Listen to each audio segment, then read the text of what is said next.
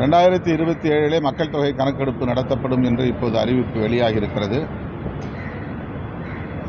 அவர்கள் ஆட்சியில் இருக்கும்போதே அதை செய்து முடிக்க வேண்டும் என்கிற முனைப்பில் இதை முன்னெடுத்திருக்கிறார்கள். அதை வரவேற்கிறோம். 2021 நடைபெற்றிருக்க வேண்டிய மக்கள் தொகை கணக்கெடுப்பு தள்ளிப்போனது.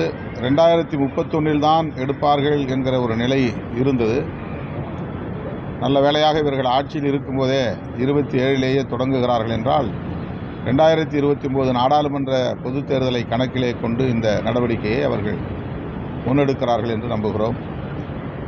மக்கள் தொகை கணக்கெடுப்பு நடத்துகிற போது சாதிவாரி கணக்கெடுப்பு நடத்தப்படும் என்பதையும் அவர்கள் அறிவித்திருக்கிறார்கள். அதையும் வரவேற்கிறோம். அதற்கு பிறகு நாடாளுமன்ற தொகுதி மறுவரையறை அமைப்பதற்கான குழு அமைக்கப்படும்.